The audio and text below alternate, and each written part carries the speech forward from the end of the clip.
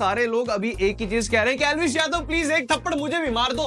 एल्विश भाई के आगे कोई बोल सकता है क्या? लेकिन इस बार बोल दिया यार। रजत दलाल ने बीच में पड़ के मैक्सटन और एल्विश यादव का पूरा लफड़ा ही सॉल्व कर डाला। मैटर केस सारा क्लोज कर दिया। मतलब हमारी जनता इतनी ज्यादा एक्साइटेड थी इस लड़ाई को लेकर, क्योंकि किसी वेब सीरीज से ना कम ये लड़ाई चल नहीं रही थी।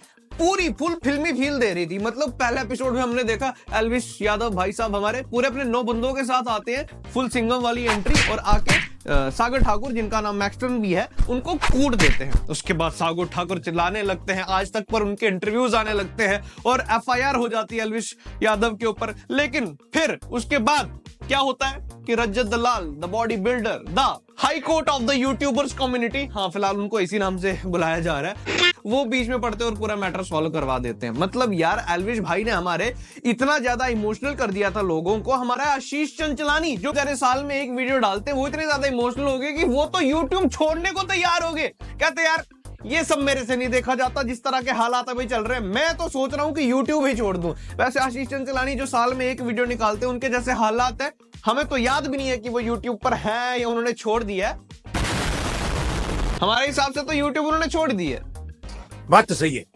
वैसे इस मैटर में और कुछ हो ना हो, मैक्सटन का फायदा तो हुआ ही हुआ है और सारे लोग अभी एक ही चीज कह रहे हैं कि एल्विश यादव प्लीज एक थप्पड़ मुझे भी मार दो, क्योंकि 1 मिलियन फॉलोअर्स हमें भी करवाने हैं। हाँ, मैक्सटन के इससे पहले थोड़े कम फॉलोअर थे। इस लफड़े के बाद जो है इंस्टाग्राम पर 1 मिलियन फॉलोअर जो है हो चुके हैं। इस वक्त हिंदुस्तान में हर कोई उन्हें जान रहा है। तो मतलब मॉरल ऑफ द स्टोरी, जिंदगी में कुछ करना है तो लफड़ा करो भाई, टीआरपी जो है ज्यादा जल्दी मिलती है। वैसे इस मैटर के बीच में बहुत सारे लोगों ने एल्विश यादव का सपोर्ट भी किया और उस सपोर्ट में सबसे पहला नाम सामने आया अंजलियंस का। हैशटैग अंजलियंस। अंजलियंस नहीं पता? अरे अंजलि अरोड़ा, हमारी कच्चा बादाम वाली फेमस गर्ल, उन्होंने स्पेशल स्टोरी अपलोड की और कहा कि एल्विश यादव की वो सपोर्ट में है। लेकिन पहली बार हमने देखा कि उन्होंने अपनी जनता को नाम दिया है अंजलियंस करके। हाँ, मतलब जैसे हमने एक वो ब्रो सेना वाली प्रजाति का नाम सुना है ना, वैसे ये अंजलियंस एक नई प्रजाति आप कह सकते हो। बट यार सीरियसली अंजलि, अपनी जनता को कौन नाम देता है जलियंस का?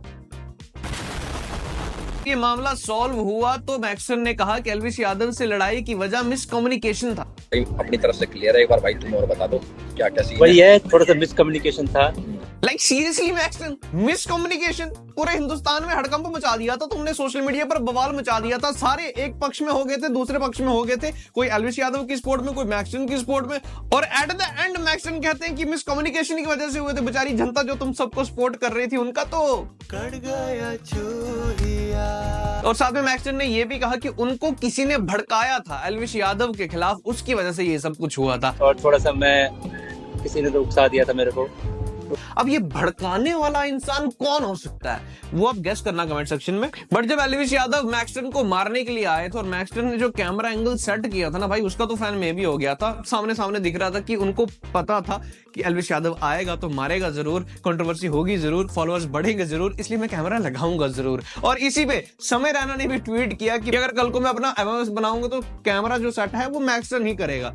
तो जितने भी सिनेमेटोग्राफर हैं या फिर कैमरे वाले लोग हैं जो कि सीखना चाहते हैं कि कैमरा किस तरह से सेट किया जाता है, वो मैक्सटन भाई से जरूर क्लासेस लें।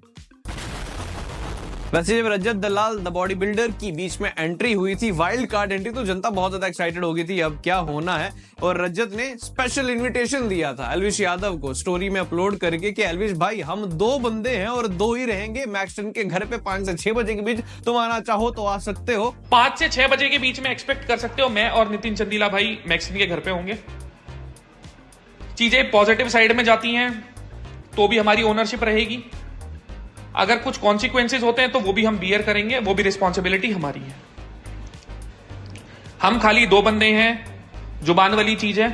तीसरा हमारे साथ दूर दूर तक आसपास तक कोई नहीं मिलेगा। जिस पे एल्विश यादव ने रिप्लाई भी दिया था। और भाई कह रहे हैं कि वे 2 जने ही आ रहे हैं, 2 सीटर में आ रहे हो क्या?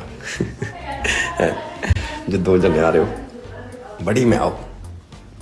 हम तो बड़ी में आ रहे हैं पर उसमें भी 2-3 जन नहीं आ रहे। और जब मैटर सॉल्व हो गया तो मैक्सटन ने इंस्टाग्राम पर स्टोरी अपलोड करते हुए बताया कि आज वो एल्विश भाई से मिले और क्या क्या हुआ। हाय एवरीवन, तो आज मैं एल्विश भाई से मिला और हीट ऑफ द मूवमेंट पर जो भी हमारे बीच हुआ उसके बारे में हमने चर्चा की, जिसमें रजत भाई ने मेरे को समझाया, हमको समझाया कि हम लोग सेम कम्युनिटी से बिलोंग करते हैं, उसके बावजूद भी हम लड़ रहे हैं और वो भी एक छोटी सी मिसअंडरस्टैंडिंग के कारण।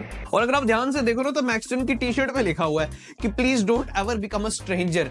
लेकिन मैक्सटन भाई साहब, इस कंट्रोवर्सी के बाद तो आप बिल्कुल भी स्ट्रेंजर नहीं हो। इनफैक्ट की सारी जनता आपसे सीख गई कि how not to become a stranger.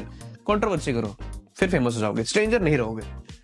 और रजत दलाल ने जिस तरह से बीच में पढ़ के ये मैटर सॉल्व कराया है, कई सारे लोग तो ये भी कह रहे हैं कि प्लीज जो कंगना रनौत तो ऋतिक रोशन का लफड़ा पड़ रहा है, रजत भाई वो भी सॉल्व करवा दो ना। और मुझे हंसी पता किस चीज की आई कि मैक्सटन ने जब लड़ाई पूरी सॉल्व हो गई उसके बाद इंस्टाग्राम पर एल्विश यादव के साथ स्टोरी चढ़ाई और गाना पता कौन सा लगाया हुआ है कि बाकी सब सपने होते हैं, अपने तो अपने होते हैं।